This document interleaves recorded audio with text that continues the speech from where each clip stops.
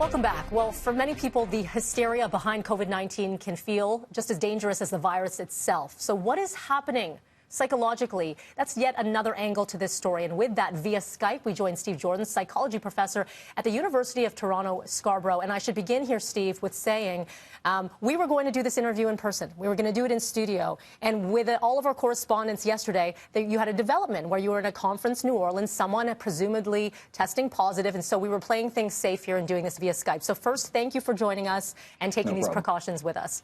Let's talk a little bit about what's going on. It's all the conversation right now. You get people who are mass hysteria, who are running and getting the toilet paper at all the stores. You saw the viral video in Australia, and even here at home, the empty shelves.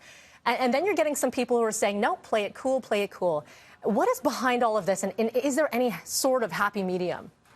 Well, I mean, it is very tricky when we feel so helpless, and it really is getting to that situation where there's, all this stuff happening, and it feels like, what are we supposed to do? And nobody knows, and everybody wants to do something. So one thing we can do is try to prepare, and we keep hearing about, 14-day seclusions and all this, and so I think people are starting to think, okay, I can prepare for that. That can happen.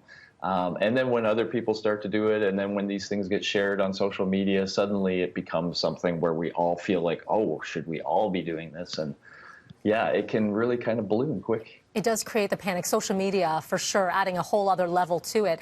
And just, for us, we are covering it wall to wall here in news to get people the information. But for a lot of people, especially those who struggle with anxiety, this is not a great time to, one, be watching the news and to really be going about on their daily routines.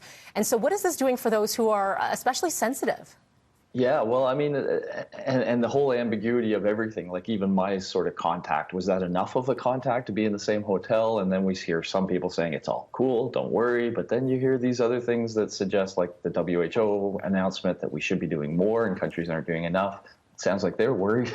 And so, yeah, it's very difficult. Now, the one antidote we have is our social connections. That's how we help deal with stress and anxiety. So, I mean, this is a really good time for people to be pulling together, for families to be pulling together, and to be kind of using those bonds to try to help us all to deal with the stress that we're all feeling at this point. I'm caught in a lot of conversations right now with varying degrees, as we were saying, varying degrees of concern. And I don't think, what is the right way or the wrong way to go about these conversations right now? Because everyone has a different opinion. Yeah, well, everyone's hearing different information, and everybody has, as you suggested, a different sensitivity level. And I think, the real problem with this is none of us knows the right way to be doing anything. It's the uncertainty. It's, if it's the normal flu, it's just going to go away. This will probably just go away, but none of us know when. And none of us know how bad it will get, how many people will be infected before that time. And we all have older loved ones that we're concerned about as well at this time. And so, it's not an easy thing to deal with. I would suggest there are relaxation things on YouTube. You could watch a relaxation video, and it could actually help you to kind of pull down that stress level a little bit. That would be the one, solid thing I could say, family and guided relaxation. Have those conversations, unplug slightly. And, it's hard for us in this industry for sure because, I'll be honest with you, I had the COVID-19 coverage throughout the day and then the conversations. My husband gets home and wants to talk about COVID-19, and I said, I don't want to do it, You need to step away from it from a moment. And so that's a great suggestion to give yourself that moment to breathe.